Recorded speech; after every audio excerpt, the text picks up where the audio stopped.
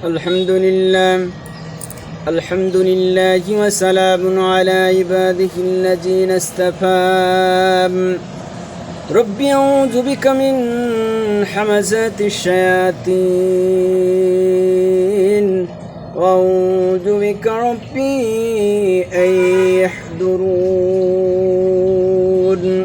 পরম করুণাময় অসীম দয়ালু আল্লাহর নামে মুসা বলল, হে আমার প্রতিপালক, তুমি আমার জন্য আমার বক্ষকে প্রশস্ত করে দাও, আমার জন্য আমার কাজকে তুমি সহজ করে দাও, আমার জিহ্বা থেকে সব জড়তা তুমি দূর করে দাও, যাতে করে ওরা আমার কথা বুঝতে পারে।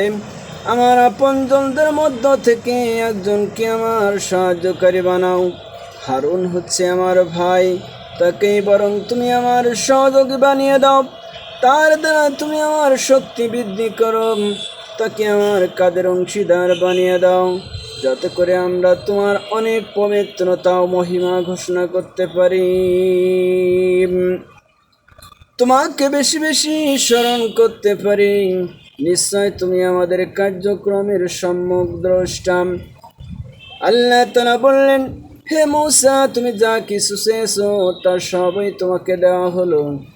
আমি তো আগেও একবার অলৌকিকভাবে তোমার প্রতিপালনের ব্যবস্থা করে তোমার উপর অনুগ্রহ করেছিলাম, যখন আমি তোমার মায়ের কাছে একটি ইঙ্গিত পাঠিয়েছিলাম। আসলে সেই বিষয়টি ইঙ্গিত করে বলে দেওয়ার মতো গুরুত্বপূর্ণ বিষয় ছিল। সেই ইঙ্গিতে বলা হয়েছিল, তুমি তাকে জন্মের পর ফিরআউনের লোকদের কাছ থেকে বাঁচানোর জন্য একটি সিন্ধুকের ভিতরে রেখে দাও, অতঃপর তাকে সিন্ধুক সহ নদীতে ভাসিয়ে দাও, যেন নদী তাকে ভাসাতে ভাসাতে তীরে ঠেলে দেয়। আমি জানি একটু পরেই তাকে এমন এক ব্যক্তি উঠিয়ে নেবে যে আমার দুশমন এবং তারও দুশমন। হে মূসা, আমি আমার কাছ থেকে ফিরআউন অন্য মানুষদের মনে তোমার জন্য ভালোবাসার সৃষ্টি করে দিয়েছিলাম, যেন তুমি আমার চোখের সামনে বড় হতে পারো। যখন তোমার বোন নদীর তীর ধরে চলতে থাকল এবং এখানে এসে ফিরআউনের লোকজনদের বলল, আমি কি তোমাদের কথা বলে দেব কে এর লালন পালনের ভার নিতে পারবে? তারা তোমার প্রতিপালনের প্রস্তাবে রাজি হয়ে গেল। এভাবেই আমি তোমাকে পুনরায় তোমার মায়ের কাছে ফিরিয়ে আনলাম, যাতে করে তোমার মায়ের চোখ জড়িয়ে যায় এবং তোমাকে হারিয়ে সে যে চিন্তাযুক্ত ছিল। স্মরণ করো, যখন তুমি একজন মানুষকে হত্যা করলে, তখন আমি হত্যাজনিত সেই মানসিক যন্ত্রণা থেকে তোমাকে মুক্তি দিলাম। এছাড়াও তোমাকে আমি আরও বিভিন্নভাবে পরীক্ষা করেছি। অতঃপর তুমি বেশ কয়েক বছর মাদিয়ানবাসীদের মাঝেও কাটিয়ে এলে।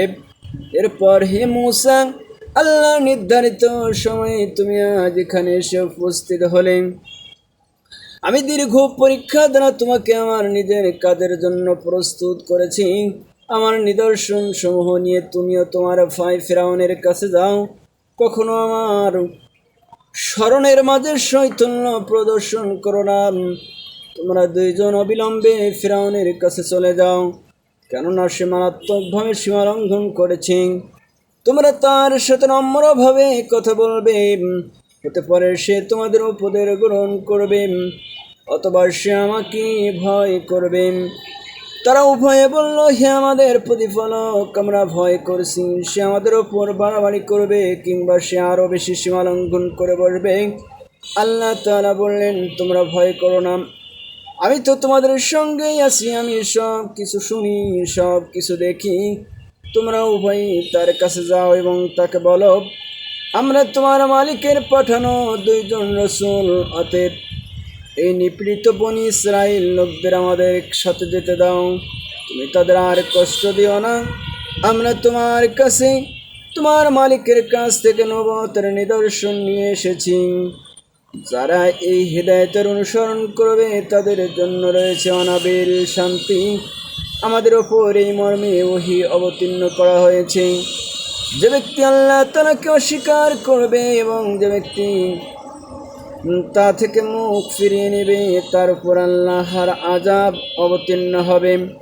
এসব শোনার পর ফিরআউন বলল, হে মূসা, কে আবার তোমাদের দুইজনের প্রতিপালক? মূসা বলল, আমাদের প্রতিপালক তিনি, যিনি প্রতিটি জিনিসকে তার আকৃতি দান করেছেন, অতঃপর তিনি সবাইকে তার পদ বাতলে দিয়েছেন। ফিরআউন বলল, তাহলে আগের লোকদের অবস্থা কি হবে? মূসা বলল, সেই বিষয়ের জ্ঞান আমার মালিকের কাছে সংরক্ষিত গ্রন্থে মজুদ আছে।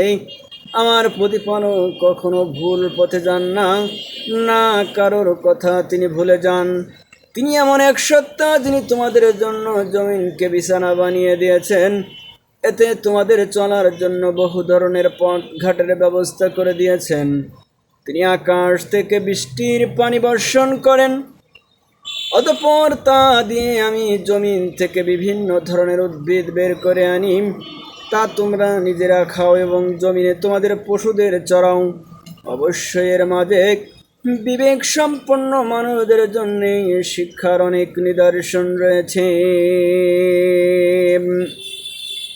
সুবহান রাব্বিকা রাব্বিল ইজ্জাতি আম্মা ইয়াসিফুন ওয়া সালামুন আলাল মুরসালিন আলহামদুলিল্লাহি রাব্বিল আলামিন।